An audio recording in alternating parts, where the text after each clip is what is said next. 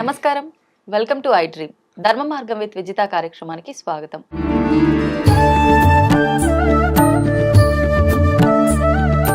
ప్రస్తుతం మనతో పాటు ఉన్నారు ప్రముఖ జ్యోతిష వాస్తు పండితులు, లలిత ఉపాసకులు నానాజీ పట్నాయక్ గారు. ఇప్పుడు వారితో మాట్లాడదాం.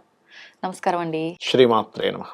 గురుగారు, మహాశివరాత్రి రాబోతోంది. అవును. మహాశివరాత్రి యొక్క విశిష్టత ఏంటి? ఎందుకు ఆ రోజున మనం మహాశివరాత్రి అంత ఘనంగా జరుపుకుంటాము? చాలా అంటే ఉపవాసాలు కానీ, ఈ జాగారాలు కానీ, అసలు ఎప్పుడు పూజల జోలికి పోని వాళ్ళు కూడా మహాశివరాత్రి వచ్చిందంటే ఖచ్చితంగా ఆ రోజున ఉపవాసం ఉండటము, పూజల్లో పార్టిసిపేట్ చేయడము, ఆలయాలకు వెళ్ళడం, ఇలాంటివన్నీ చేస్తూ ఉంటారు. ఎందుకని అంటారు? దాని గురించి తెలియజేయండి. అంటే ఎలా అంటే అమ్మా, ఇప్పుడు ఫుడ్ ఉందనుకోండి, ఉదాహరణకి ఒక మంచి ప్రోటీన్ ఫుడ్ అనగానే మనం తీసుకోమా? తీసుకుంటాం.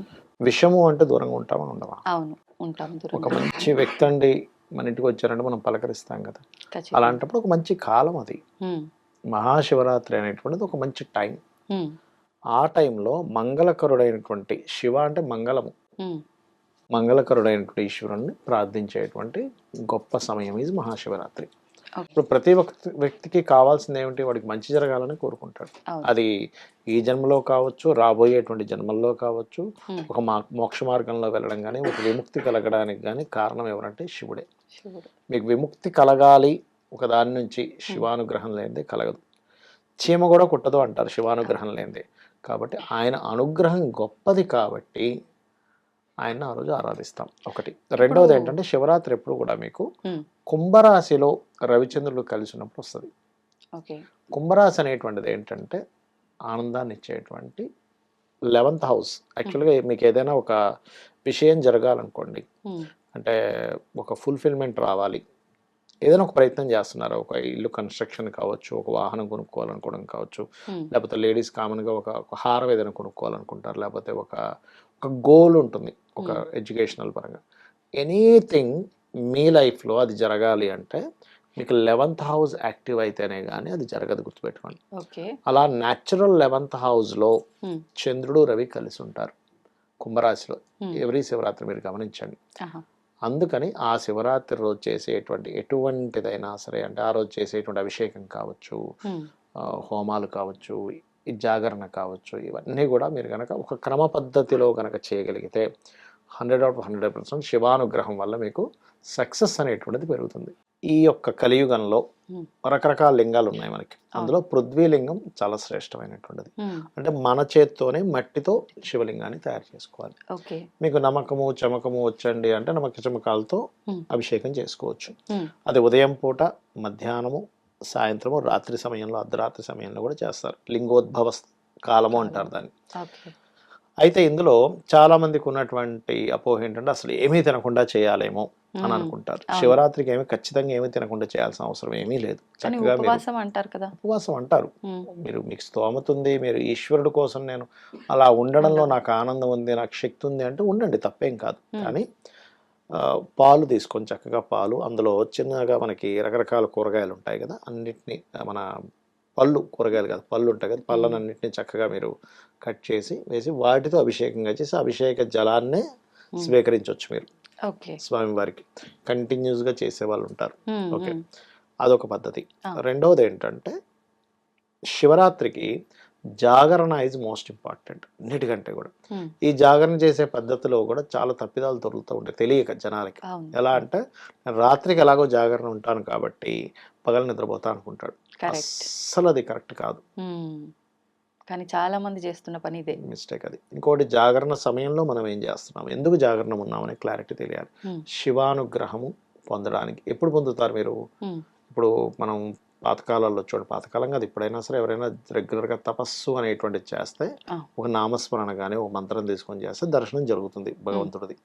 అలాగే మీరు ఆ శివరాత్రి రోజు కనుక రాత్రి సమయం అంతా కూడా శివుణ్ణి కనుక తలుచుకున్నట్లయితే ఖచ్చితంగా మీకు శివానుగ్రహం కలుగుతుంది. ఆయన నామస్మరణ చేస్తూ ఉండాలి.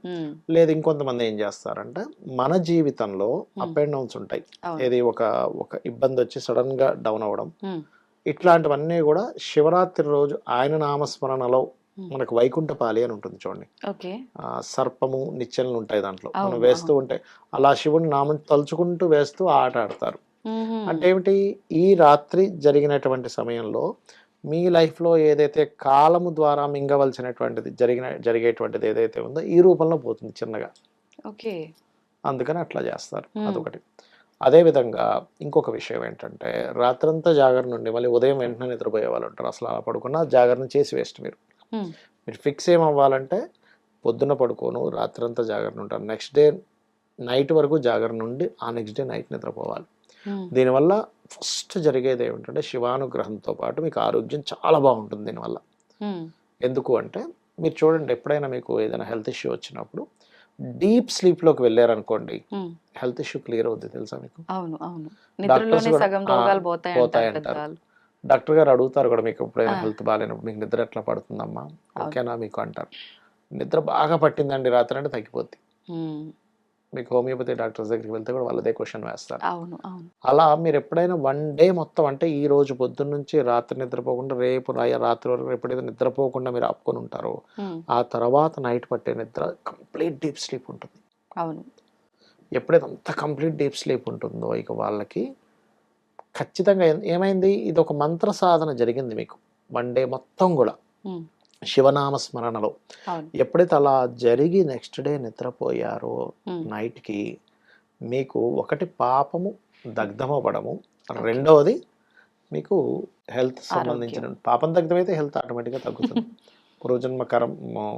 పూర్వజన్మ కర్మే మనకి వ్యాధి రూపంలో వస్తుంది కాబట్టి. అంటే మనం పూర్వజన్మ కర్మని కూడా తొలగించుకునే ఒక మంచి రోజుగా శివరాత్రిని భావించవచ్చు. 100% మనకి ఎటువంటి పూజలైనా సరే దానికి సంబంధంగానే ఉంటుంది. ఎందుకంటే పూర్వజన్మ కర్మ అనేటువంటిది 6వ స్థానంలో ఉంటుందమ్మా. 6వ స్థానాన్ని వ్యతిరేకించే స్థానాలు 5, 11. ఈ 11వ స్థానంలో 2 గ్రహాలు ఉంటున్నాయి, రవిచంద్రులు. అది ఒకటి కాలాన్ని సూచించేవి రవిచంద్రులు ఇద్దరు కూడా మనకి చూడండి. అందుకే చంద్రుడు ఉండే గమనాన్ని బట్టి ఈ తిథి అంటున్నాం, రవి ఉండే సమయం, రవి ఉదయించినప్పుడు ఉదయం అంటున్నాం, అస్తమించేటప్పుడు సాయంత్రం అంటున్నాం, నన్నట్లో ఉంటే మధ్యాహ్నం అంటున్నాం. దాన్ని బట్టి టైం క్యాలిక్యులేట్ చేస్తున్నాం. కాబట్టి రవిచంద్రులు రాహుకేతువులు వీళ్ళిద్దరూ కూడా ఈ నాలుగు కూడా ఏంటంటే సమయాన్ని సూచించేవారు. కాబట్టి ఈ రోజు కనుక ఎవరైతే శివనామ స్మరణలో గడుపుతారో ఖచ్చితంగా వారికి లైఫ్ అనేటువంటిది ఒక మంచి టర్నింగ్ పాయింట్ తీసుకుంటుంది. కొంతమందికి అనిపించొచ్చేవండి, నేను శివరాత్రి ఎప్పటి నుంచో చేస్తున్నాను కానీ నాకేం పెద్ద టర్నింగ్ అనిపించలేదు అని. కానీ వాళ్ళకి తెలియని విషయం ఏంటంటే ఏదో పెద్ద ఆపద రాకుండా శివుడు ఆపుతున్నాడు అక్కడ. ఎక్కువ గ్రోత్ లేకపోయినా రావాల్సిన అనర్థాలు విపత్తులని మాత్రం తగ్గిస్తుంటాయి. ఇంకోటి ఏంటంటే ఎప్పుడు కూడా భగవంతుడు ఎప్పుడు కూడా మనల్ని ఇబ్బంది పెట్టడమ్మా, మన కర్మ మనల్ని ఇబ్బంది పెడుతుంది. ఆ కర్మకి దేవత వచ్చి అక్కడ అడ్డుపడుతుంది. మన నిత్యము దేవతారాధనలో ఉన్నప్పుడు ఖచ్చితంగా అడ్డుపడుతుంది. విదేశాల్లో చాలా మంది ఉద్యోగాలు తీసేశారని చెప్పి రిటర్న్ రావటము, కొంతమంది అక్కడే ఉండి ఇబ్బంది పడటము, ఇలా రకరకాలుగా చూస్తున్నాం ఉద్యోగానికి సంబంధించిన ఇబ్బందులు. నిజంగా ఈ ఇబ్బందుల నుంచి బయటపడాలన్నా లేదంటే కొత్తగా ఉద్యోగం కోసం కూడా చాలా మంది ట్రై చేస్తూ ఉంటారు. అటువంటి వారికి తొందరగా ఉద్యోగం రావాలన్నా, కొంతమంది వ్యాపారం ఉద్యోగం చేస్తే ఏం కలిసి రావట్లేదు, నేను వ్యాపారం సైడ్ వెళ్దాం అనుకుంటున్నా అనే వాళ్ళు కూడా ఉంటారు. అటువంటి వాళ్ళకి ఏదైనా మంచి రెమెడీ అని చెప్పొచ్చు, లలితా సహస్రనామంలోంచి ప్రత్యేకించి ఏదైనా విధానం ఉందా? తప్పకుండా ఉందమ్మా. ఫస్ట్ ఆఫ్ ఆల్ అసలు ఇది ఎందుకు జరుగుతుంది అంటే ఇది ఇంకా ఎక్కువ ఉంది చెప్పాలంటే. కారణం ఏంటంటే మనం 2.5-3 సంవత్సరాల క్రితమే ముండేన్ ఆస్ట్రాలజీని దృష్టిలో పెట్టుకుని ప్రిడిక్ట్ చేయడం కూడా జరిగింది. నేను మకరంలో శని ఉన్నప్పుడే చెప్పాను. నెక్స్ట్ కుంభంలోకి వెళ్తున్నాడు, నెక్స్ట్ మీనము, నెక్స్ట్ మేషంలోకి వెళ్తాడు. సో ఈ పీరియడ్ అనేది ఏదిందో ఈ ఆర్టిఫిషియల్ ఇంటెలిజెన్స్ లాంటివి పెరగడం కానివ్వండి, ఎందుకంటే ఒక్కొక్కసారి ఒక రెవల్యూషన్ వస్తూ ఉంటుంది. శని కుంభంలోకి ఎంటర్ అవగానే ఒక రెవల్యూషన్ స్టార్ట్ అవుతుంది కెరియర్స్ పరంగా. సో 30 years బ్యాక్ కంప్యూటర్స్ అనేవి వచ్చి పెరిగింది అక్కడ. ఇప్పుడు ఏంటంటే ఇంకో రకమైనటువంటి పందాలకు వెళ్తూ ఉంది. కాబట్టి ఇది నా ఉద్దేశం పరంగా ఏంటంటే మీరు ఎవరికి వారు ఓన్గా ఏం చేసుకోగలరు, మీ టాలెంట్స్. ఒక్కొక్క వ్యక్తికి మ్యూజిక్ టాలెంట్ ఉంటుంది, కొంతమందికి సింగింగ్, కొంతమందికి ఇంకేదైనా ఆర్ట్స్ రిలేటెడ్, ఇంకొంతమందికి ఫుడ్ రిలేటెడ్ ఉంటాయి. కాబట్టి ఓన్గా ఏదైనా చేసుకునేటువంటిది ఫస్ట్ చూడాలి. అండ్ నెక్స్ట్ అసలు ఉద్యోగం అనేటువంటిది ఎవరికైనా సరే ఎందుకు పోతుంది, ఎందుకు రాదు అంటే మనకి ఆస్ట్రాలజీ ఏం చెప్తుంది అంటే దశమ స్థానము అంటారు, 10th house. అండ్ సాటర్న్ కనుక వాళ్ళ జన్మజాతకంలో పాడయ్యాడు అంటే, పాడవడం అంటే ఇన్ సెన్స్ ఆ ప్లానెట్ బలహీనంగా ఉంది. ఇక్కడ చాలా మంది దోషము అంటారు కదా. దోషము అంటే అక్కడ అదేదో మన ఆ గ్రహం మన మీద కక్ష కట్టడం కాదు. ఇక్కడ ఏంటంటే ఇప్పుడు మీకు ఒక కారు ఉంది అనుకోండి ఉదాహరణకి. కారులో 4 చక్రాల్లో ఒక చక్రంలో గాలిపోయింది, పంచర్ అయింది. ఉమ్, అందువల్ల కారు ముందుకు కదలదు. అంత అవును. మాత్రం చేత కారో చక్రమో మీ మీద పగబెట్టినట్టు కాదు. అవును. దాని స్ట్రెంగ్త్ పోయింది, అది ఉమ్, మీకు ముందుకు కదలదు. ఓకే. బాడీలో కూడా ఏదో సంథింగ్ ఏదో నర్వ్ ఏదో అయింది, చెయ్యి ఉమ్, బాగా పట్టేసింది, లేకపోతే ఉమ్, నొప్పి ఉంది, అలా అని చెయ్యి మీద పగబట్టినట్టు కాదు కదా, ఇది ఉమ్, బాలేదు, దీనికి అవును. దోషం ఏర్పడింది. అట్లాగే మన ప్లానటరీ పొజిషన్స్లో కూడా మీరు జన్మించినప్పుడు ఉన్నటువంటి 10th లార్డ్ అండ్ సాటర్న్ బలహీనంగా ఉంటే ఉమ్, మీకు దానికి సంబంధించిన ఫలితాలు సరిగ్గా రావు. ఓకే. మరప్పుడు అందుకని ఆ బలహీనంగా ఆ ఉన్న బలహీనంగా గ్రహాన్ని ఉన్న మనం దాన్ని ఎలా చేయొచ్చు? పెంచుకోవాలంటే మీరు చేయవలసింది ఏమిటంటే 10th లార్డ్ ఎవరో తెలుసుకొని ఉమ్, దానికి సంబంధించిన దానం ఇవ్వడం.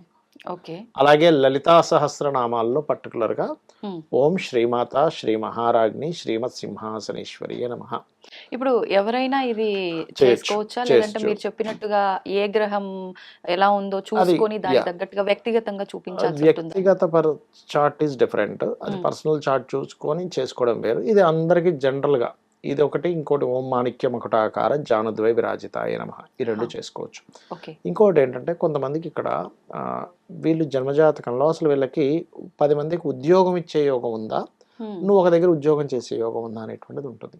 ఓకే.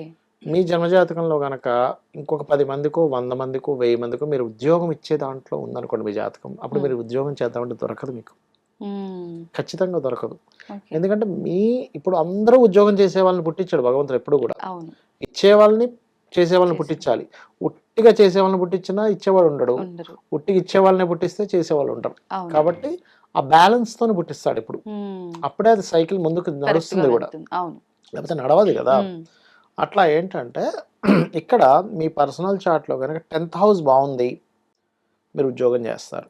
అలా కాదు 11th హౌస్ బాగుండి బుధుడు బాగుంటే మీరు వ్యాపారం చేస్తారు. ఇప్పుడు చాలా మందికి ఉద్యోగం చేసే దగ్గర కూడా రకరకాల ఇబ్బందులు వస్తూ ఉంటాయి. యా యా సడన్‌గా జాబ్‌లోంచి వెళ్ళిపోమని యా చెప్పటాలు, ఇలాంటి రకరకాలుగా ఫేస్ చేస్తూ ఉంటారు అవును మామూలుగా అవును ఉద్యోగరీత్యా. అవును అవును. అటువంటి వారు కూడా ఈ లలిత సహస్రనామం నుంచి ఈ మంత్రమే చేసుకోవచ్చా? ఇంకేదైనా ఉంటుందంటారా? వాళ్ళ పర్సనల్ చార్ట్లో ఫస్ట్ ఆఫ్ ఆల్ అసలు 10th లార్డ్ ఏ గ్రహం అయింది, ఎలా పాడిందో చూసుకొని దానికి దానం ఇవ్వాలి. ఓకే. రెండవది లలిత సహస్రనామాల్లో నేను ఇప్పుడు చెప్పిన 2 మంత్రాలు చేసుకోవచ్చు. హ్మ్. అంటే గోవుకి కాస్త బెల్లం శనివారం శనివారం తినిపిస్తే కూడా కర్మ తొలగుతుంది హుహు. ఒకటి. ఇంకోటి ఏంటంటే ఇక్కడ నేను మీకు ఉద్యోగంతో పాటు వ్యాపార యోగాలు వ్యాపారం. చూసుకోవాలని చెప్పాను కదా, ఈ అవును. వ్యాపారంలో కూడా 2 రకాలుగా ఉంటుంది వీళ్ళకి. ప్రోడక్ట్ రిలేటెడా లేకపోతే సర్వీస్ రిలేటెడ్ వ్యాపారం చేయాలా అని ఉంటుంది వాళ్ళ జాతకంలో. ఓకే. ప్రోడక్ట్ రిలేటెడ్ లేదు, సర్వీస్ రిలేటెడ్ అన్నప్పుడు మీరు సర్వీసే చేయాలి, ప్రోడక్ట్ జోలికి వెళ్ళకూడదు. అంటే ఏ రకంగా? అంటే ఎలా అంటే చిన్న ఎగ్జాంపుల్ చెప్తా చూడండి. ఇప్పుడు కారు అమ్ముతున్నాడు అనుకోండి, దట్ ఈస్ అవును. ప్రోడక్ట్. హా! కార్ మీద సర్వీస్ ఇస్తున్నాడు, హ్మ్. సర్వీస్. ఓహ్! ఓకే. టీచింగ్స్ సర్వీస్, హ్మ్. మీరేం ప్రోడక్ట్ అమ్మట్లే, అవును. చెప్తున్నారు అంతే. హ్మ్. ఇప్పుడు యూట్యూబ్ ఉంది సర్వీస్, అవును. యూట్యూబ్ ద్వారా ఇన్ఫర్మేషన్ వెళ్తుంది, ఇస్తున్నాం. హ్మ్. దాని ద్వారా అడ్వర్టైజ్మెంట్స్, ఈ యూట్యూబ్కి అడ్వర్టైజ్మెంట్ ఉంటుంది, దట్ ఈస్ సర్వీస్. హ్మ్. మీరు ప్రోడక్ట్ని ఏం అమ్మట్లే, ఒక అవును. సర్వీస్ చేస్తున్నారు. పార్లర్స్ ఉన్నాయి, హ్మ్. సర్వీసెస్. సర్వీస్. అవును. అట్లా మీరు సర్వీస్ ఇచ్చే అయితేనేమో సర్వీస్ ఓరియంటెడ్ రిలేటెడ్గా ఉంటుంది. హుహు. వాళ్ళకి 4th హౌస్ పాడైతే సర్వీసెస్ రిలేటెడే చేయాలి, హుహు. 4th హౌస్ బాగుంటే ప్రోడక్ట్ రిలేటెడ్ చేయాలి. ఇప్పుడు జొమాటో ఈజ్ సర్వీస్, హ్మ్. జొమాటో అండ్ ఇప్పుడు రకరకాలు ఉన్నాయి చూసారా, అవును. అవన్నీ కూడా సర్వీసెస్, ర్యాపిడో హ్మ్. అండ్ ఇవన్నీ. ఇప్పుడు వివాహాల్లో అయితే కలవలేదు అంటే పేర్లు మార్చి ఏదో రకంగా ఉమ్, పెళ్ళిళ్ళు చేస్తున్నారు. ఇప్పుడు ఫర్ ఎగ్జాంపుల్ నేనే వ్యాపారం చేయాలనుకుంటున్నా. మీరు నాకు వ్యాపారం సెట్ అవ్వదు, మీరు యా ఇలా సర్వీస్ ఓరియెంటెడ్ చేయాలి అని ఉంది అని చెప్పారనుకోండి. యా లేదు నేను బిజినెస్‌గానే ముందుకెళ్దాం అనుకుంటున్నా. అంటే కొంతమంది నా పేరు మీద బాలేదని చెప్పి ఇంట్లో వాళ్ళ పేరు మీద, లేదు నా పేరు మీద కలిసి రావట్లేదు కాబట్టి నా పేరు కాకుండా దేవుడి పేరు పెట్టి అలా బిజినెస్‌లు చాలా మంది స్టార్ట్ చేస్తారు గదా! యా అప్పుడెలా ఉంటుందంటారు? ఒకటే విషయం గుర్తుపెట్టుకోవాలి, మీ కర్మ ఎప్పుడు మీకు పని చేయకుండా పోదు. ఎలా అంటే ఇప్పుడు హ్మ్. మీ కర్మ ఒకటి ఉంది, ఉదాహరణకి మీకు బాగా డబ్బులు వచ్చే యోగం ఉంది, హ్మ్. డబ్బులు వచ్చే యోగం ఉన్న వ్యక్తికి ఎట్లయితే డబ్బులు వస్తాయో హ్మ్. మీ పేరు మీద ఆ వ్యాపారం లేనప్పుడు ఇంకోళ్ళ పేరు మీద చేయడం వల్ల ఏం కలిసి రాదంటది. ఓకే. ఏంటంటే డబ్బులు ఫైనల్గా ఎవరు తీసుకుంటారు, మీరే తీసుకుంటారు. అంతే గదా! హ్మ్. అలా పేరు మార్చేసుకున్నంత మాత్రాన వెంటనే మీకు కలిసి వచ్చేయడం అనేది జరగదు అసలు ఎప్పుడు కూడా, అదంతా హ్మ్. ఉత్తి మిత్ అనమాట అది. ఓకే. ఓకే. నేను అందుకే చెప్తాను ఎవరైనా సరే, హ్మ్. అండి మా పిల్లల పేర్ల మీద ఈ బిజినెస్ పెట్టేస్తామంటే ఒకటే చెప్తాను, మీ పేరులో బిజినెస్ బాగుంటేనే చేయండి. మీ పిల్లల పేరులో బాగుందంటే మీ పిల్లలకే పూర్తిగా ఇచ్చేసేయండి డబ్బులు. మీరు జస్ట్ కంపెనీ పెట్టి ఇచ్చేయొచ్చు. ఎలా చెప్తా అంటే చెప్తా హ్మ్. వినండి. హ్మ్. ఇప్పుడు కొంతమందికి ఎట్లా ఉంటుందంటే ఈ జాతకులకి బిజినెస్ బాలేదు, ఆ! బట్ భార్య జాతకంలో బాగుంది అనుకుందాం ఆ! కాసేపు, జీవిత భాగస్వామి జాతకంలో బాగుంది, ఆ బిజినెస్ చాలా బాగుంది. అప్పుడు కంప్లీట్గా ఈ డబ్బులన్నీ భార్యకి ఇచ్చేసేయాలి, సీరియస్గా చెప్తున్నా. హ్మ్. ఇచ్చేసి ఇతను ఒక ఎంప్లాయీగా అందులో ఒక శాలరీ తీసుకుని ఒక 40,000 50,000 30,000 ఆ కంపెనీ తగ్గట్టు ఒక ₹1,00,000 ఆ కంపెనీ ఎంత క్యాపబిలిటీ ఉందో కొన్ని కంపెనీస్లో 10 lakhs శాలరీ తీసుకునేది ఉంటుంది. పెద్ద పెద్ద కంపెనీస్ ఉంటాయి.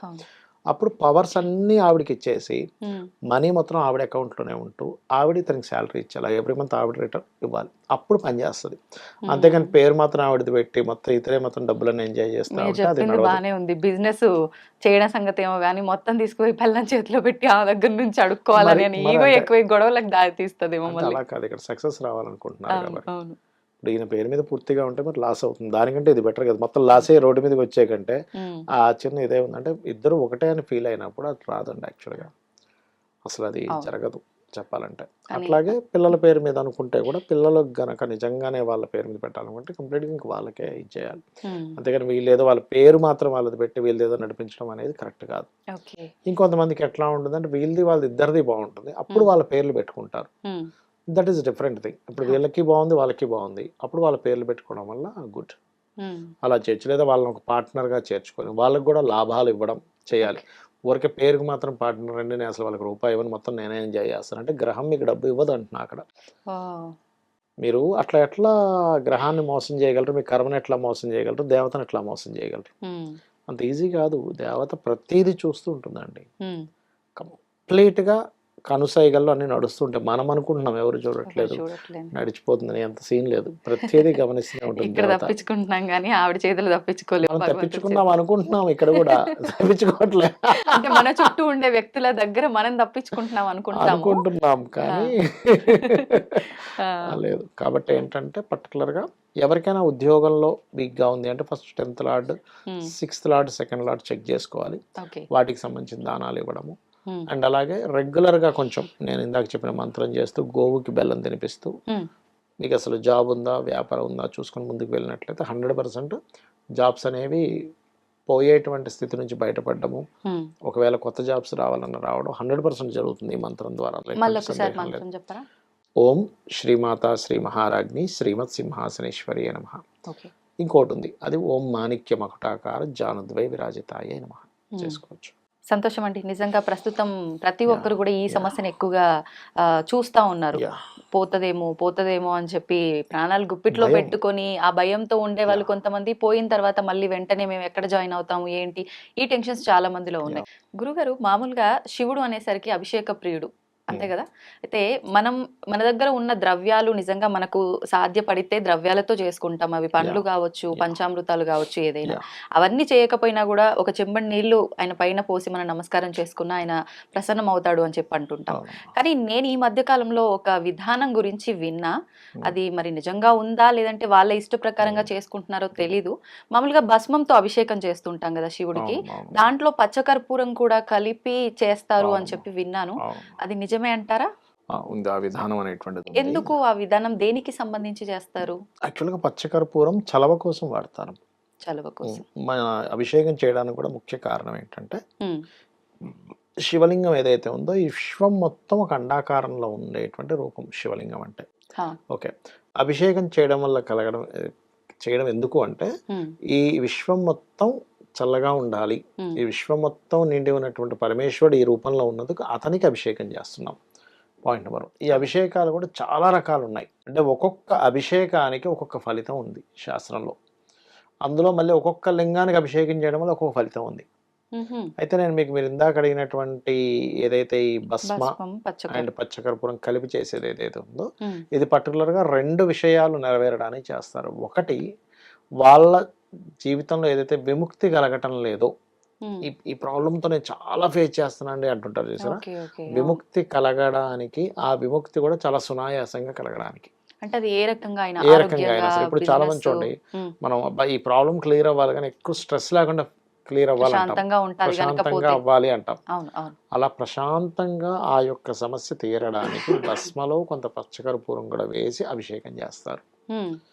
అయితే ఇందులో సహజంగా ఓం నమ శివాయ అనేటువంటి నామం ఏంటంటే శివుడు మంగళకరుడు కాబట్టి ఆ శివుడికి నేను నమస్కరిస్తున్నాను అని మీరు ఎప్పుడైతే ఎవరైనా మనసులో అనుకుంటే ఈ విశ్వం మొత్తం నిండుంది. స్థానువు ఆయనకి పేరు, రకరకాల పేర్లలో స్థానం అంటే నిండి ఉన్నాడని అర్థం. స్థానం అంటే కదలడానికి కూడా చోట్లేనంతగా నిండి ఉన్నాడు. అలా నిండి ఉన్నటువంటి శివుడికి నేను మంగళకరుడైన శివుడికి నేను నమస్కరిస్తున్నాను కదా. ఉమ్, అలా ఎప్పుడైతే మనసులో మనం మనస్ఫూర్తిగా అంటామో, ఈ విశ్వం మొత్తమే ఆయన ఉన్నాడు కాబట్టి ఆ విశ్వంలో ఉన్న ప్రతిదీ కూడా మనకి మంగళములు ఇచ్చేదిలా అవుతుంది. ఉమ్. అలా ఓం నమ శివాయ అనే మంత్రంతో ఈ అభిషేకం చేస్తారు.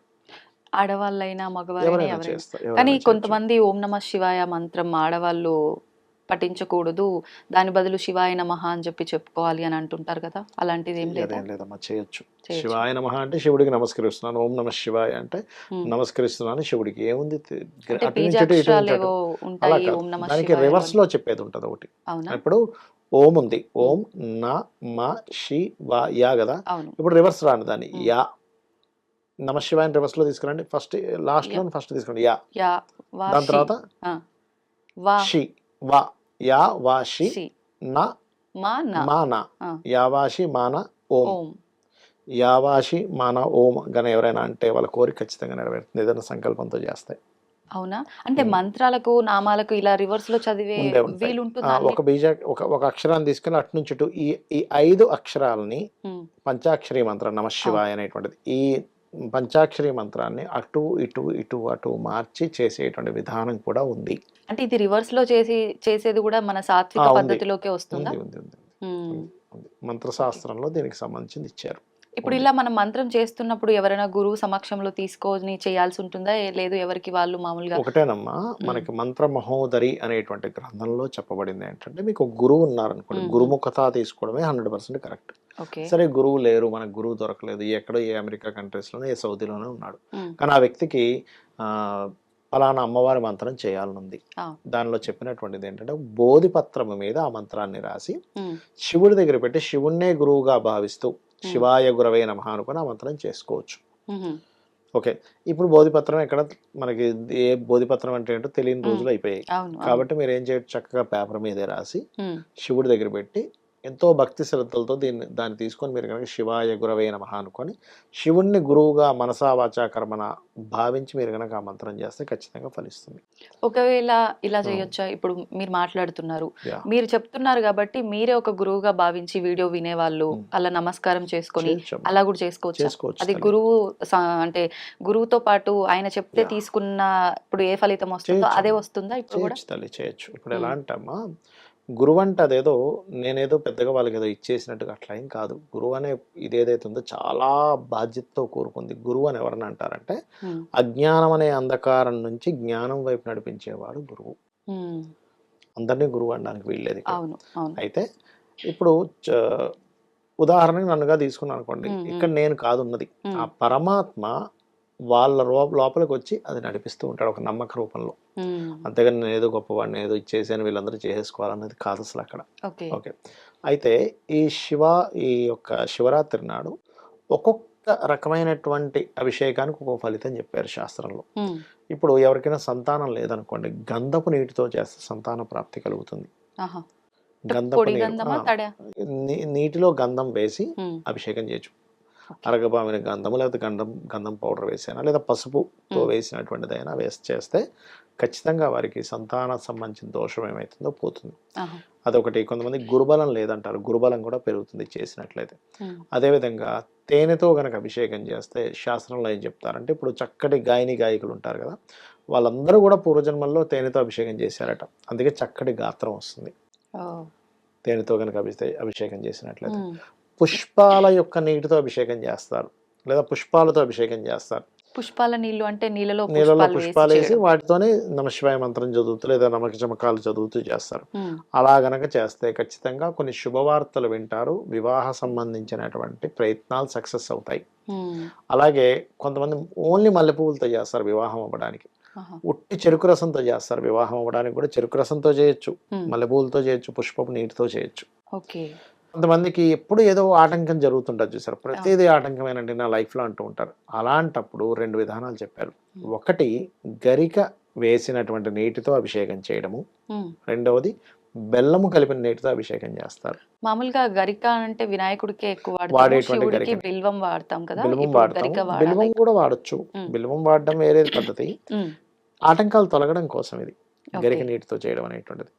అలాగే బిల్వపత్రం అయితే ఖచ్చితంగా శివుడికి పెడతారు, అది ఇంకా దానికి సపరేట్గా మనం చెప్పక్కర్లేదు. ఇప్పుడు బిల్వపత్రం కూడా అంటే మామూలుగా ఆలయంకి వెళ్ళినప్పుడు చూస్తుంటాము. కొంతమంది ఏమో రివర్స్ లో పెడతారు, అవును. కొంతమంది ఇలా అంటే ఒకవైపు స్ట్రైట్ గా పెడితే లక్ష్మీ ప్రాప్తి, రివర్స్ లో పెడితే ఐశ్వర్య ప్రాప్తి, ఆయుష్ అని చెప్తూ ఉంటారు. అంటే ఎలా పెడితే ఏది ఇప్పుడు రివర్స్? బిల్వము పైన ఆకు రూపంలో కనబడుతుంది. ఆకు రెండు రకాలు ఉంటదమ్మా, లోపల వైపు బయట వైపు ఉండదు. ఇలా పెడితేనేమో ఐశ్వర్యం అంటారు, ఇలా పెడితే ఆయుష్ అంటూ ఉంటారు, అట్లా అన్నమాట. అలాగే మరొకటి ఏంటంటే ఇక్కడ ఇవన్నీ ఒక ఎత్తు అయితే, మళ్ళీ శివలింగాన్ని ఏ లింగానికి ఆరాధన చేస్తే ఫలితం అని చెప్పారు. మనకి బిందులింగం అని ఉంటుంది, ఒక ప్లేట్ మీద చిన్న బిందువులా ఉంటుంది, దానికి గనక అభిషేకం చేస్తే మోక్షము అని చెప్పారు శాస్త్రంలో. ఇవి శివపురాణంలో ఉన్నటువంటి అంశాలు ఇవన్నీ కూడా. అదేవిధంగా స్ఫటికలింగానికి చేస్తే కోరికలు తీరుతాయట. స్ఫటికలింగము లేదా పాదరస లింగానికి. ఎవరికైనా వ్యాపారంలో అభివృద్ధి రావాలి, చాలా పెద్ద పెద్ద ఇండస్ట్రీస్ ఉంటాయి, కొన్ని వేల కోట్లలో నడిపిస్తుంటారు, అలాంటివి నడిస్తే ఎంత బాగా లాభం వస్తుందో, నడవకపోతే కూడా అంతే నష్టం వస్తుంది. అలాంటి వాళ్ళు కనుక భరించగలరు అనుకుంటే బంగారు లింగానికి కనుక 41 రోజులు కనుక అభిషేకం చేస్తే వాళ్ళకి వ్యాపార అభివృద్ధి ఉంటుంది. అయితే భక్తి శ్రద్ధలతో చేయాలి, ఏదో చేస్తున్నాము అవుతుందో లేదో ఈ అపనమ్మకంతో చేయొద్దు. ఎందుకంటే అమ్మా, మీరు గనక ఒక పూజ చేసేటప్పుడు ఖచ్చితంగా అక్కడ దేవత వస్తుంది, 100% వస్తుంది. అంటే మంత్ర రూపంలో మనం ఉచ్చారణ చేసినప్పుడు నాకేమీ తెలియదు, మామూలుగా నాకు నచ్చినట్టు నేను మీరు ఎలా చేసినా మీ భక్తి ప్రధానం అక్కడ. ఓకే, మీరు చేశారంటే అక్కడికి వస్తుందమ్మా, అంతే. ఒక ఫోన్ని కనుక మనం రింగ్ చేసినప్పుడు అవతల వాళ్ళకి సిగ్నల్ ద్వారా వెళ్ళిపోయి అక్కడ ఎట్లా అయితే వాళ్ళకి రింగ్ అవుతుందో ఫోను, మీరు ప్రారంభించగానే వస్తాడు అక్కడ భగవంతుడు, గుర్తుపెట్టుకోండి. అది అట్లాగే ఏంటంటే ఒక్కొక్క దానికి ఒక్కొక్క ఫలితం. ఇప్పుడు ఈ పచ్చకర్పూరము ఇది ఏంటది విభూది అన్నారు కదా, ఇది ఏ సమయం ఏమైనా చూసుకోవాలా? ఒకటమ్మా, శివుడికి ఎప్పుడైనా సరే మనకి మాస శివరాత్రులు లేకపోతే ఇలాంటివి వచ్చినప్పుడు లింగోద్భవ సమయంలో బెస్ట్, అంటే అర్ధరాత్రి సమయంలో బెస్ట్ అన్నమాట. లేదంటే మామూలుగా పొద్దున్నప్పుడు చేసుకోవచ్చు, ఉదయం పూట. ఇప్పుడు ఈ రోజు మాస శివరాత్రి ఉంది అంటే ఈ రోజు నైట్ 12 ఆ టైంలో చేయాలా, ముందు రోజు నైట్ చేయాల్సి ఉంటుంది? శివరాత్రి గడియలు కొన్ని ఉంటాయి, ఇది ముందు రోజు చేస్తారు యాక్చువల్గా, అంటే తెల్లవారితే అదనంగా చేస్తూ ఉంటారు. అవును. ఓకే, ఈ విధానం మాస శివరాత్రి టైంలో లేదంటే మనం శివుడికి ఇంట్లో అభిషేకం చేసుకుంటున్న టైంలో ఎప్పుడైనా ఆచరించుకోవచ్చు. క్యాలెండర్ లో చూస్తే మాస శివరాత్రి వస్తుందమ్మా, ఆ రోజు నైట్ చేసుకోవచ్చు మీరు యాక్చువల్గా. అంటే ఇది ప్రత్యేకించి శివరాత్రి రోజు, మాస శివరాత్రి రోజే చేసుకోవాలా? లేదు అంటే నేను రెగ్యులర్ గా అభిషేకం చేసుకుంటా, నాకు ఇంట్లో శివలింగం ఉంది అనుకున్న వాళ్ళు ఎవరైనా ఎప్పుడైనా చేసుకోవచ్చా? శాస్త్రంలో చెప్పింది రోజు చేయమని చెప్పింది. దానికి చరలింగము అని ఉంటుంది, అంటే మీరు ఒక పెట్టెలో పెట్టుకొని శివుణ్ణి, నందిని, అభిషేకానికి ఉండేటువంటి ద్రవ్యాలన్నింటినీ మోసుకొని తిరుగుతుంటారు. చరలింగం అసలు మనల్ని ఎప్పుడు క్యారీ చేయమని చెప్పింది. అంటే మీరు ఏ ఊర్లో ఉన్నా చేయొచ్చు. ఇంకొక విషయం ఏంటంటే, ఇది శివపురాణంలో ఉన్నటువంటి విషయం, ఇదంతా వాయుపురాణంలో ఉన్నటువంటి విషయం. ఇప్పుడు మీరు తీసుకెళ్ళలేదమ్మా, ఏ ట్రైన్లోనే వెళ్తున్నారు, అయ్యో మీకు అభిషేకం చేయాలి, పక్క వాళ్ళ దగ్గర మీరు అక్కడ చేయొచ్చు, తప్పేం కాదు, చేసుకోవచ్చు. అది కంపల్సరీ క్యారీ చేయమని చెప్పింది శాస్త్రం. కొంతమంది మీరు ఇలా అన్నారు కాబట్టి పక్కన వాళ్ళ దానితో అయినా మనం చేసుకోవచ్చు అభిషేకం అన్నారు. కొంతమందికి కొంచెం స్వార్థం ఉంటుంది, అంటే మా ఇంట్లో పూజ వాళ్ళతో చేపిస్తే, లేదంటే మా దగ్గర ఉన్న విగ్రహంతో వాళ్ళతో చేపిస్తే మాకెక్కడ పుణ్యం రాదు అని చెప్పి, అది అపోహగా తీసుకోవచ్చు అంటారా? 100% అపోహ అది. ఇంకోటి ఏంటంటే, అసలు అలా స్వార్థంగా ఉంటే ఫస్ట్ శివుని యొక్క అనుగ్రహం కలగదు. మీరు ఎప్పుడైతే వాళ్ళకి చేయమని ఇచ్చారో అప్పుడు మీకు ఇచ్చే శివానుగ్రహం మరింత రెట్టింపు అవుతుంది. ఎందుకంటే మీరు వాళ్ళకి కూడా చేసుకోవడానికి ఇచ్చి, మీకు కొత్తగా మీ జేబులోంచి పోయేది లేదు అక్కడ. శివానుగ్రహం శివుడు ఇచ్చేది, మీ చేతిలోంచి మీ దగ్గర ఎక్కడ పోతుంది? అది గురుగారు, మామూలుగా మనం కొన్ని వీడియోస్ చూసినప్పుడు, పురాణాలకు సంబంధించి తెలుసుకున్నప్పుడు, ఋషులు వీళ్ళంతా కూడా ఏదైనా భంగం కలిగించినా లేకపోతే కోపం తెప్పించేటట్టుగా చేసిన శాపాలు ఇస్తారు అని చెప్పి అంటారు. అదే రకంగా చూసుకుంటే దేవతా శాపాలు కూడా ఉంటాయి అని చెప్పి కూడా అంటుంటారు. నిజంగా మనందరికీ ఒక కన్న తల్లిలాగా, తండ్రిలాగా భగవంతుని భావిస్తూ ఉంటాం మనం. ఆయన పిల్లలకు ఆయన నిజంగా శాపం ఇస్తాడా? ఎటువంటి సందర్భాల్లో శాపం ఇస్తాడు? దేవతా శాపం అనేది నిజంగా ఉందా? ఖచ్చితంగా ఉందమ్మా, ఉంది. దీనికి మీరు మురారి మూవీ చూసినట్లయితే అందులో ఆ దేవతా శాపం వల్లే వాళ్ళకి వంశాలు ఇదవుతూ ఉంటాయి. మూవీ అనే కాదు, కామన్గా మీరు ఇప్పుడు అన్నారు ఒక మాట, అదేంటి మనం పిల్లల్లా చూసుకుంటారు కదా అని. 100% అలాగే చూసుకుంటారు. కాకపోతే నేను మీకు చిన్న ఉదాహరణ చెప్తాను. మీరు ఉన్నారమ్మా, మీ ఇంట్లో చిన్న బాబు ఉన్నాడు అనుకోండి, నెలలు 2-3 years ఉండే బాబు మంచం మీద ఒంటెలు పోసినా మీరు పట్టించుకోరు, వాడికి తెలియదు అని ఫీల్ అవుతారు. అదే ఒక 20 ఏళ్ళ కుర్రాడు, 20 ఏళ్ళ వాళ్ళు ఏజ్ ఉన్న వాళ్ళు చేస్తే ఊరుకో. తిడతాం. ఎందుకు తిడతాం? అది తప్పు కదా, అంత జ్ఞానం లేనప్పుడు అంటే జ్ఞానం ఓకే, ఉండి ఇంత కూడా జ్ఞానం నువ్వు తప్పు వచ్చి కూడా. చేస్తున్నావు. ఉమ్, అలాగే దేవత కూడా ఏం చేస్తుందంటే ఉమ్, తెలిసి తెలియక చేసేటువంటి పనులు క్షమిస్తుంది. ఉమ్, తెలియక చేస్తున్నాడని దేవతకి తెలుసు. ఉమ్, ఉమ్. తెలిసి కూడా తప్పు చేస్తారు చూసారా, అవును. అది మాత్రం ఖచ్చితంగా దేవతా శాపం కింద వస్తుంది. మారుతుందా? అది ఎట్లాంటివి ఉంటాయి దేవతా శాపాలు, అసలు ఎందుకు వస్తాయో చెప్తాను. ఉమ్, ఉమ్, ఒకటి, మనం పూజ చేస్తూ ఇంకొకరి గురించి నెగిటివ్గా ఆలోచిస్తే దట్ ఈస్ కంప్లీట్ దేవతా శాపం ఇస్తుంది, గుర్తుపెట్టుకోండి. అంటే మనం పూజ రూమ్ లో ఉండి పూజ పూజ చేస్తున్నప్పుడు వేరే చేస్తూ ఆలోచనలు ఇంకొక రావద్దు. ఇంకొక నెగిటివ్ ఆలోచించకూడదు. వేరే ఆలోచనలు వేరు, negative thinking is different. Okay. అంటే వేరే వాళ్ళ గురించి ఏదైనా నెగిటివ్గా మనం థింక్ చేయడం ఇస్ ఖచ్చితమైన దేవతా శాపం ఇస్తుంది, ఒకటి. ఉమ్, రెండవది, ఆల్రెడీ ఒక మంచి భక్తుడు ఉన్నాడు, ఉమ్, ఆయన్ని ఏదైనా మనం ఇబ్బంది పెట్టామంటే దేవతా శాపం వస్తుందమ్మా. ఉమ్, ఎట్లా అంటే ఒక బిడ్డలాగా అన్నారు చూసారు ఇందాక, ఆ, మరి బిడ్డలాగా అన్నప్పుడు ఇంకోళ్ళు వచ్చి ఇది చేస్తే మరి తల్లికి కోపం వస్తుంది కదా. ఖచ్చితంగా. కాబట్టి 100% పొరపాటును కూడా ఉమ్, ఒక మంచి భక్తుడు ఉన్నాడు, ఆయన పాపం ఎవరి జోలికి వెళ్ళడు, ఎవరిని ఇబ్బంది పెట్టడు. ఉమ్, వాళ్ళు వేరే వాడిని ఇబ్బంది పెడతారంటే దట్ ఈస్ వేరే ఇది. అవును. పేరుకు మాత్రం దేవత అంటే భక్తుల్లాగా ఉండి వేరే వాళ్ళని ఇబ్బంది పెడుతుంటాడు, అలాంటి వాడిని అనడంలో తప్పలేదు. కానీ నిజంగా సాత్వికంగా ఉంటూ ఉమ్, ఎవరిని ఇబ్బంది పెట్టకుండా ఆయన పని ఆయన చేసుకుంటూ ఆయన దేవతా సంబంధించింది ఆయన చేసుకుంటే ఎవరిని ఇబ్బంది పెట్టని వ్యక్తికి మనల్ని ఇబ్బంది పెట్టాము మనం వెళ్ళంటే అది ఖచ్చితంగా ఉమ్, కట్టి కుదుపుతుంది వాడిని, అందులో ఎటువంటి సందేహం లేదు. ఓకే. అలాగే ఇవాళ రేపు చాలా మంది అంటూ ముట్టు ఇట్లాంటివి కొన్ని ఉంటాయి, ఉమ్, ఉమ్. అవి పాటించకుండా తెలిసి కూడా ఏం కాదులే అనే ఒక దీంట్లో వెళ్ళిపోతుంటారు. తెలుసు కూడా ఏం అంటే కాదులే అంటే ఎలా పుట్టినప్పుడు, అంటే చనిపోయినప్పుడు ఇలాంటివి చనిపోయినప్పుడు వచ్చే ఉండేటువంటివి సందర్భాల్లో మహిళలు. అలాంటి మహిళలు తెలుసు కానీ తెలిసినా కూడా ఏమీ కాదులే అనే దూరంలో వెళ్ళిపోతుంటారు చూసారా. అంటే ఎటువంటి చేస్తే ఆ టైంలో? అంటే చిన్న ఎగ్జాంపుల్ అమ్మా, ఇప్పుడు మహిళ ఉంది ఉదాహరణకి, ఆ టైంలో కొన్ని ఇంట్లో చెయ్యకూడని పనులు కొన్ని, ఇప్పుడు లేడీసే ఉన్నారమ్మా, 5 days ఇది ఉంటుంది, వంటగదిలోకి వెళ్ళకూడదు, అవును.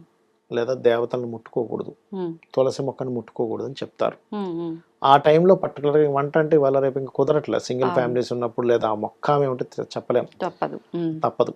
కానీ అలాంటి టైంలో పోయి మీరు తులసి ముట్టుకున్నా ఉమ్. దేవతా సంబంధించిన ఏం కాదులే ఇవన్నీ ఎవరు చూసారులే అని అనుకోని మూఢనమ్మకాలు. మీరు మూఢనమ్మకాలను చేశారంటే అది దేవతా శాపం ఇస్తుంది. ఉమ్. అది వాళ్ళ ఒక్కరితో పోదు. ఇప్పుడు దేవతా శాపం ఎలా ఉంటుందంటే మీ ఒక్కరితో పోదమ్మా, ఆ.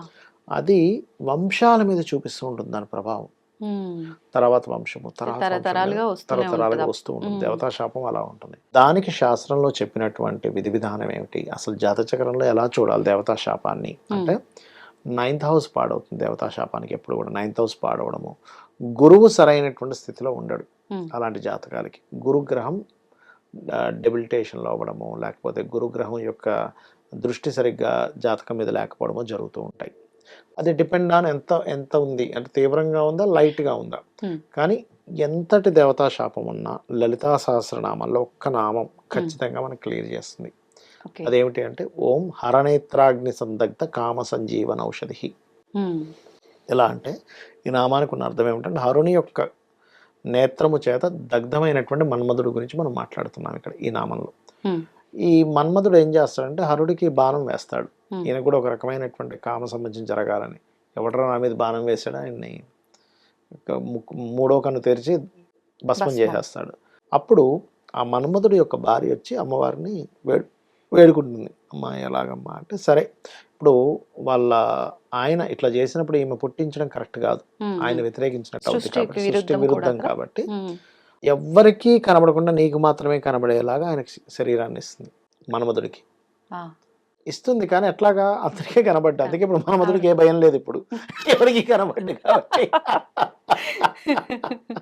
ఆ. అలా అమ్మవారి నామాన్ని ఎవరైనా చేస్తే ఉమ్. ఈ దేవతా శాపం అనేటువంటిది బయట నుంచి మనం బయటపడతాం. ఓం హరనేత్రాగ్ని సందగ్ధ కామ సంజీవన ఔషధి. ఎలా చేస్తుండాలి ఈ నామాన్ని, రోజు ఎన్నిసార్లు ఒక చేయాలి? 40 minutes.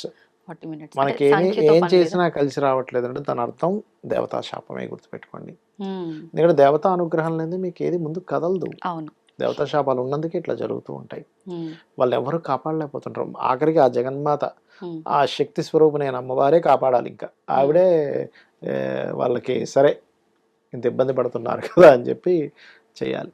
ఇప్పుడు ఒకవేళ మీరు చెప్పినట్టుగా దేవతా శాపం ఉంది, ముందుకు వెళ్ళలేకపోతున్నాము, వంశం వృద్ధి లేదు, ఇలాంటివన్నీ అన్నారు కదా. అవునమ్మా. నిజంగా దేవతా శాపం ఉంది అంటే పర్సనల్ గా ఒక జ్యోతిష్కుడు దగ్గరికి వెళ్ళి చూపిస్తే అర్థమవుతుంది. అవును. కానీ అలా కాకుండా ఇంట్లో ఏదైనా ఇబ్బందులు వచ్చి పర్టికులర్ గా దీని వల్లే ఈ ఇబ్బందులు వస్తాయి, మేము దాన్ని గుర్తించగలిగే ఏమైనా ఉన్నాయి అంటే అలాంటివి ఏమైనా ఉంటాయా? మీరు ఎట్లా గుర్తించవచ్చు అంటే అమ్మా, వంశము క్షీణిస్తున్నట్టుగా మీకు అర్థమవుతూ ఉంటది. వంశంలో సరిగా అభివృద్ధులు ఉండవు. ఒకటి అది 2 రకాలు, ఒకటి దేవతా శాపం లేదా పితృ దోషాలు ఉన్నా కూడా జరుగుతుంటుంది అది. రెండవది ఏంటంటే మీరు ఎన్ని పూజలు చేస్తున్నా కలిసి రాదు. అన్ని చేస్తున్నా ఏమిటి మాకు అనుగ్రహం, ఎందుకంటే అక్కడ శాపం ఉంది. నేను అనుగ్రహించను పోండి, మీరు అన్ని పిచ్చి పనులు చేస్తున్నారని వెళ్ళిపోయింది. మీకు ఇంకెక్కడ అనుగ్రహం ఉంటుంది? అది రాదు. మూడవది ఏంటంటే మీరు ఇంట్లో ఎటువంటి పూజాది కార్యక్రమాలు చేసినా ఒక నెగటివ్ ఒకటి కనబడుతూ ఉంటుంది అక్కడ. అంటే అక్కడ ఏదో తగలబడ్డము, లేదో హారతిస్తుంటే వాటికి ఆరిపోవడము, సంథింగ్. మనం ఇప్పుడు హారతిస్తే ఆరిపోతుందంటే మనం ఒకసారి లాజికల్ గా కూడా ఆలోచించాలి. ఒకసారి ఏదో కిటికీ తెరుస్తుంటే గాలి కూడా ఆరుతుంది. అవి కొన్ని లాజిక్స్ అర్థం చేసుకోవాలి. అట్లా తీసుకోకుండా ప్రతిదీ మూఢంగా కూడా వెళ్ళకూడదు. అట్లాంటివి మీకు సిమ్టమ్స్ తెలుస్తూ ఉంటాయి. అప్పుడు మనం అర్థం చేసుకోవాలి. అది అంటే ఏదో ఇబ్బంది వచ్చిందనే కాకుండా ఎట్లాగూ మనకి మంత్రం చేసుకోవడం వల్ల అది తొలగిపోతుంది కాబట్టి ఎవరికి వాళ్ళు కనీసం ఎంతసేపు కుదిరితే అంతసేపు చేసుకోవడం బెటర్. విన్నా సరిపోతుంది అంటారా? ఎప్పుడు కూడా లలితా సహస్రనామాలు పఠనం చేయాలి, విష్ణు సహస్రనామాలు వినాలి. వినడం ద్వారా వాటికి ఎక్కువ ఫలితం, చేయడం ద్వారా దీనికి ఎక్కువ ఫలితం. ఇప్పుడు చదివేటప్పుడు చాలా మంది భయం ఏంటంటే ఎక్కడ తప్పులు చదివేస్తానో, మళ్ళీ అది ఈ దోషం నివృత్తి కోసం చేస్తే ఇంకో దోషం ఎక్కడ వస్తుందో వింటా అని చెప్పి చాలా మంది జర్నీస్ లో వెళ్ళేటప్పుడు వింటూ ఉంటారు. మరి నిజంగా నేర్చుకునే వరకు వినండి, నేర్చుకున్న తర్వాత చేయండి. అదేం పెద్ద కష్టమైన విషయం కాదు, చాలా సింపుల్. ఒకటేంటంటే మీరు పలకడం రాక పలుకుతున్నప్పుడు అమ్మవారు ఏమీ అనదమ్మా. ఒక చంటి పిల్ల ఎలా పిలిచినా అమ్మ పలుకుతుంది. అట్లాగే మీకు పలకడం రాక నేర్చుకునే క్రమంలో అమ్మవారికి తెలుసు, అన్ని తెలుసు ఆవిడికి. సర్వజ్ఞ అంటారు. సర్వజ్ఞ శాంతకరుణ అనేటువంటి నామం ఉంది ఆవిడికి. కాబట్టి సర్వజ్ఞ, ఆవిడ అన్ని తెలుసు. ఆవిడకి తెలియదు ఏముంది? మనం పలకలేక పలుకుతున్నామా, విటకారంగా పలుకుతున్నా ఆవిడ తెలియదా? కాబట్టి ఆవిడ ఏమనుకోదు. గురుగారు, మామూలుగా ఇంట్లో పెద్దవాళ్ళు ఉన్నప్పుడు చెప్తూ ఉంటారు మా లాంటి వాళ్ళకి, ఎప్పుడు లక్ష్మీదేవి లాగా ఉండాలి, మంచిగా కుంకుమ బొట్టు పెట్టుకొని పద్ధతిగా గాజులు వేసుకొని అలా ఉండాలి కలకల్లాడుతూ, ఇలా చెప్తూ ఉంటారు. మళ్ళీ ఆ వేసుకునే గాజులు కూడా ప్రజెంట్ ఇప్పుడు ఈ జనరేషన్ వాళ్ళమంతా కూడా ఏ శారీ వేసుకుంటే దానికి మ్యాచింగ్ ఇలా ఎక్కువ ఫాలో అవుతున్నాం. కానీ మనకు ముందు నుంచి పురాతన కాలం నుంచి ఉన్నదల్లా అంటే ఒక ఆకుపచ్చ, పసుపు పచ్చ, ఎరుపు, ఇవి శుభప్రదము. అమ్మవారికి ఇచ్చేటప్పుడైనా అవే, మనం ఎవరికైనా ఇచ్చేటప్పుడైనా మనం ధరించాలన్నా అవి మాత్రమే మంచిది అని చెప్పి అంటారు. నిజంగా మనం వేసుకునే గాజుల వల్ల కూడా మన లైఫ్ డిసైడ్ చేయబడుతుందా? ఇప్పుడు నేను గ్రీన్ కలర్ వేసుకుంటే అంతా నాకు శుభంగా ఉంటుందా? నాకు బ్లాక్ ఇష్టం, నేను బ్లాక్ కలర్ గాజులు వేసుకున్నా అపశకునంగా ఉంటుందా? ఇలాంటి చాలా మంది మాట్లాడుకుంటూ ఉంటారు మామూలుగా. ఇదంతా నిజం అంటారా? ఏం చెప్తారు దీని గురించి? ఇక్కడ బ్లాక్ అపశకునం అని కాదు. బ్లాక్ అపశకునం అయితే గనక మీకు బ్లాక్ ఐస్ ఇవ్వడు కదా భగవంతుడు. మీకు ఈ విశ్వాన్ని చూసేటువంటి అదే బ్లాక్ హెయిర్ ఇచ్చాడు. అంటే నేను అనేది ఏంటంటే ఒక బ్లాక్ బోర్డు ఒక స్టూడెంట్ జీవితాన్ని మార్చేస్తుంది. రైట్. ఐస్ బ్లాక్ కరెక్ట్ కాదు అపశకునం అనుకుంటే అసలు బ్లాక్ కలర్ పెట్టాడు కదా భగవంతుడు. ఆల్ కలర్స్ ఈజ్ గుడ్ ఇక్కడ. కాకపోతే ఏంటంటే ఒక్కొక్క కలర్ కి ఒక్కొక్క గుణం ఉంటుంది అని చెప్పారు శాస్త్రంలో. తమో రజస్ సత్వ గుణాలు ఉంటాయి. అయితే ఇక్కడ ఎందుకు కొంచెం అంటే ఈ బ్లాక్ కలర్ ఒకటి ఎక్కువగా ఎందుకు వాడకూడదు అంటారంటే, గాజుల విషయంలో మీ యొక్క ప్రయత్నం ఏదైతే ఉందో ప్రయత్న స్థానాన్ని ఆస్ట్రాలజికల్ గా 3rd హౌస్ అంటారు. ఈ 3rd హౌస్ కి చెవులు ఇక్కడ వేసుకునే గాజుల స్థానంగా చెప్తారు ఆస్ట్రాలజీలో. అందుకని అక్కడ గనక ఒకవేళ రజోగుణ సంబంధంగా వచ్చింది, తమోగుణ సంబంధంగా వాళ్ళ యొక్క తత్వాలు మారితే ఒక రకమైన మొండితనం పెరుగుతుంది. ఇప్పుడు మీరు ఎందుకమ్మా, ఇప్పుడు ఇదే రూమ్ ఉంది, కంప్లీట్ వైట్ కలర్ ఉన్న రూమ్ లో మీరు కూర్చోండి, అలా అనిపిస్తుంది మీకు? చాలా ప్రశాంతంగా ఉంటుంది. అదే కంప్లీట్ బ్లాక్ కలర్ రూమ్ లో కూర్చోండి, కొంచెం అంటే ఇష్టపడ్డ వాళ్ళకి ఏమో దట్ ఈస్ డిఫరెంట్. ఇష్టపడ్డ వాళ్ళకి different, but something white colour ఉన్నప్పుడు అంత పీస్ఫుల్, వైట్ డ్రెస్ వేసుకున్నప్పుడు ఉన్న పీస్ఫుల్ బ్లాక్ కలర్ వేసుకున్నప్పుడు ఉండదు. బ్లాక్ కలర్ వేసుకుంటే అది బాగా ఇష్టం ఉన్న వారికి ఉండొచ్చేమో, కానీ 90% ఆఫ్ కేసెస్ వైట్ కలర్ వేసుకున్నప్పుడు వేరే ఉంటుంది. రెడ్ కలర్ వేసుకున్నప్పుడు టెంప్టింగ్ గా ఉంటుంది. మీరు గమనించండి, ఎవరైనా అసలు ఒక షర్ట్ వేసుకున్నా ఒక వ్యక్తి, లేకపోతే స్త్రీ ఏదైనా డ్రెస్ వేసుకున్నా ఆ తత్వం వేరే ఉంటుంది. అంటే ఒక కలర్ కి ఒక తత్వం ఉంది. ఆ తత్వం అనేటువంటిది వాళ్ళకి లైఫ్ లో దాని యొక్క ప్రభావం పడుతుంది, అంతేగాని అది బ్యాడ్ అని కాదు అక్కడ. ఇక్కడ మీరు అర్థం చేసుకోండి, ఇప్పుడు రకరకాల బ్లడ్ గ్రూప్స్ ఉన్నాయి. ఈ బ్లడ్ గ్రూప్స్ మీది ఒక బ్లడ్ గ్రూప్, మీకు ఏ బ్లడ్ అది ఎక్కించాలో అది ఎక్కించాలి. వేరేది ఎక్కిస్తే అది మీకు పనిచేయదు. అలానే ఆ బ్లడ్ గ్రూప్ బ్యాడ్ అని కాదు అక్కడ, అది మీకు సెట్ కాదు. అలాగే కొన్ని వాటికి కొన్ని సెట్ కావు. బ్లాక్ కంప్లీట్గా తప్పైతే అసలు ఈ విశ్వంలో ఏది బ్లాక్గా ఉండకూడదు, అది రాంగ్ కాన్సెప్ట్. అయితే కొన్ని గుణాలను అవి ప్రభావితం చేస్తాయి కాబట్టి అది. ఇక్కడ శాస్త్రంలో అన్నదమ్ముడు లేదా భర్త ఇద్దరు ఒక స్త్రీకి గాజులు ఇస్తారు. అన్నదమ్ముడు గనక ఎప్పుడైనా సరే ఒక స్త్రీమూర్తికి తన సిస్టర్స్ అక్కకి కావచ్చు చెల్లికి కావచ్చు గాజులు ఇస్తే వాళ్ళ లైఫ్, అన్నదమ్ముడు లైఫ్ బాగుంటుంది, గుర్తుపెట్టుకోండి. అలాగే భర్త గనక భార్యకి గాజులు ఈ కమ్మలు ఎప్పుడు ఉండేలా చూసుకోవాలంటారు. శాస్త్రంలో చెవు కమ్మ లేకుండా భర్త కనబడకూడదు అంటారు. కనబడకూడదు, అది అమంగళంగా భావిస్తారు. కనీసం మన తాటికి సంబంధించిన తాటి చెట్టు ఆకుకి సంబంధించిన ఒక ఇది ఇలా ఒక పుల్లలా ఉంటుంది, అదైనా పెట్టుకో ఉండాలి అంటారు. ఎందుకంటే స్త్రీ గనక మంచి కమ్మలు కానీ ఈ గాజులు కానీ ధరిస్తే పురుషుడికి అంటే భర్తకి అదొక యోగం, భాగ్యయోగాన్ని ఇస్తుంది అని చెప్తారు. భాగ్యయోగం ఎందుకంటే స్త్రీ యొక్క 3వ స్థానం, చెవి కమ్మలు కానీ చేతులకు ఉండే గాజులు కానీ, ఆ 3వ స్థానం అనేటువంటిది భర్త యొక్క భాగ్యస్థానం. అంటే భర్త స్థానం నుంచి 7th హౌస్ నుంచి 9th హౌస్ అవుద్ది. ఇదేమో 3rd హౌస్, వాళ్ళకి 9th హౌస్ అవుద్ది. కాబట్టి అలా చేసుకోమని చెప్పి చెప్తూ ఉంటారు.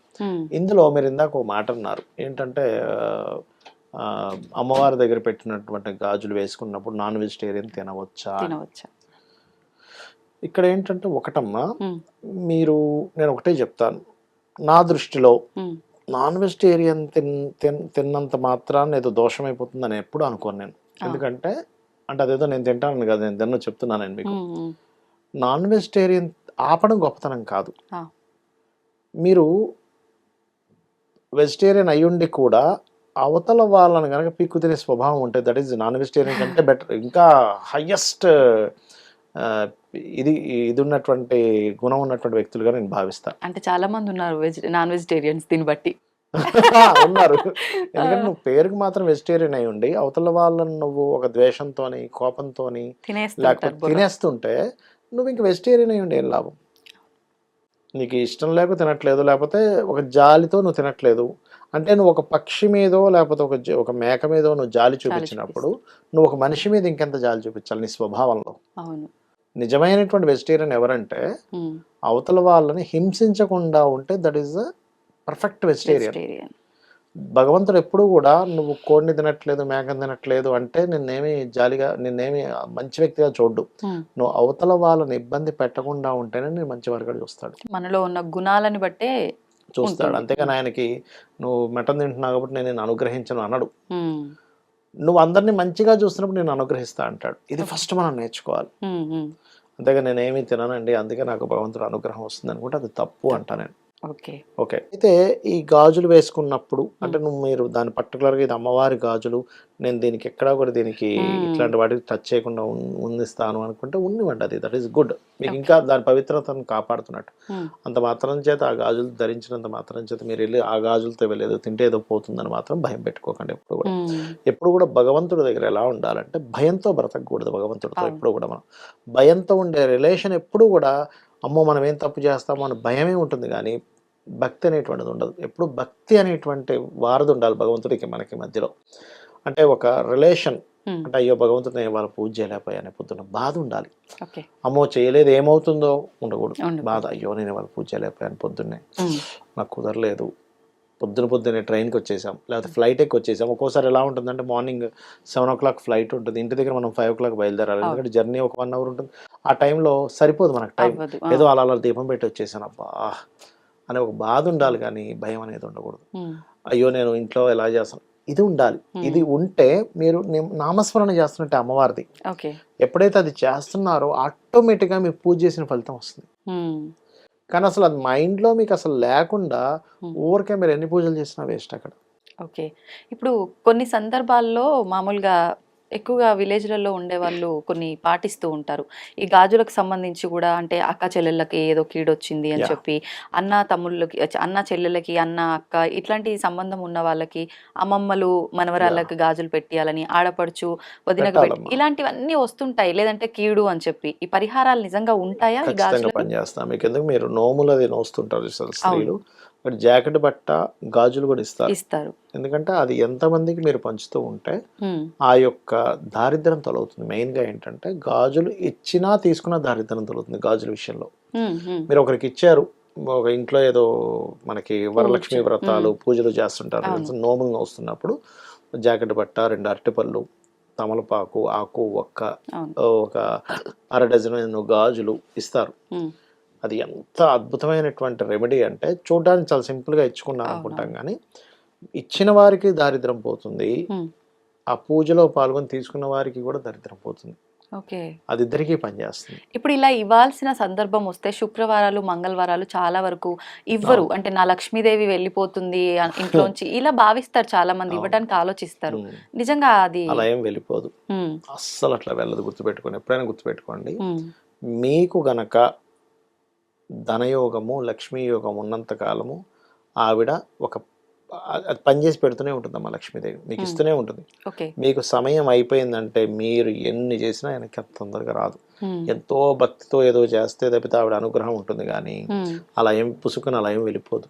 ఓకే. అలా అయితే అంటే ప్రతి మనం ఒక్కరు ఏదో ఒక అద్భుతం చేస్తే మళ్ళీ రావాల్సిందే. అంతే. అంటే మీకు యోగం ఉంటేనే రావాలి, లేదా మీరు నిత్యము ఏదైనా, ఇప్పుడు యంత్రాలు ఉంటాయి కొన్ని, ఆ, ఇప్పుడు ఎట్లా అంటే లక్ష్మీ యంత్రం అని ఉంటుంది, అది 1 feet by 1 feet లక్ష్మీదేవి బొమ్మ పెట్టి చుట్టూ దానికి సంబంధించినటువంటి కొన్ని బీజాక్షరాలతో కొంత ఉంటుందమ్మా ఉండి, దాన్ని పుష్పావాసము, జలావాసము, ఉమ్, ధాన్యావాసం చేస్తారు. 3 రోజులు చేసి దానికి ఒక శక్తిని చేకూర్చి అమ్మవారిని ఆవాహనం చేసి అందులో పెడతారు.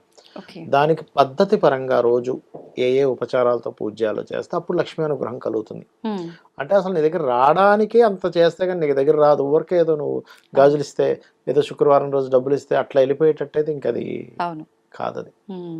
అయితే ఇంకొకటి, ఇప్పుడు ఆడవాళ్ళలో చాలా మందికి సెంటిమెంట్ ఏముంటుందంటే, వాళ్ళు వేసుకున్న గాజులు వాళ్ళ ఇంట్లో వాళ్ళకే, సిస్టర్కే కావచ్చు లేదంటే ఫ్రెండ్కే కావచ్చు, నాకు ఈ చీర మీదకి మ్యాచింగ్ బ్యాంగిల్స్ కావాలి, నీ దగ్గర ఉన్నాయి కదా ఇవ్వు అని అడిగిన సందర్భాల్లో, అమ్మో నా గాజులు నేను వాళ్ళకి ఇవ్వద్దు అనేటట్టుగా కూడా ఆలోచిస్తూ ఉంటారు. ఇంకొకటి నల్ల పూసల విషయంలో కూడా బ్లాక్ బీడ్స్ చైన్స్ ఉంటాయి, అవి ఇలాంటివి కూడా ఆలోచిస్తూ ఉంటారు. అవి ఇవ్వకూడదంట. మరి అలా ఇవ్వకూడదు. అయితే వాయనాల్లో ఎందుకు ఇస్తున్నాం గాజులు? అంటే అది వాయనం పర్పస్ లో ఇస్తున్నాము, ఇది మాత్రం నా సొంతవి వాళ్ళకి అక్కచెల్లెళ్ళకి సరదాగా ఇవ్వచ్చమ్మా, అదేం తప్పు కాదు. పర్వాలేదు. అలా ఇచ్చినంత మాత్రం లక్ష్మీ ఏం పోదు, అంత ఈజీగా లక్ష్మీ పోయేది వచ్చేది కాదు. నా దృష్టిలో ఏంటంటే అంత ఈజీగా పోదంటున్నా నేను. ఓకే, ఓకే, అదంతా మన మిత్, అపోహ మాత్రమే అది. ఓకే. ఇట్లా ఇవ్వగానే అట్లా పోద్దని అని అనుకోవడం, అసలు అది అట్లా పోతే అది లక్ష్మీదేవి అవ్వదు ఫస్ట్.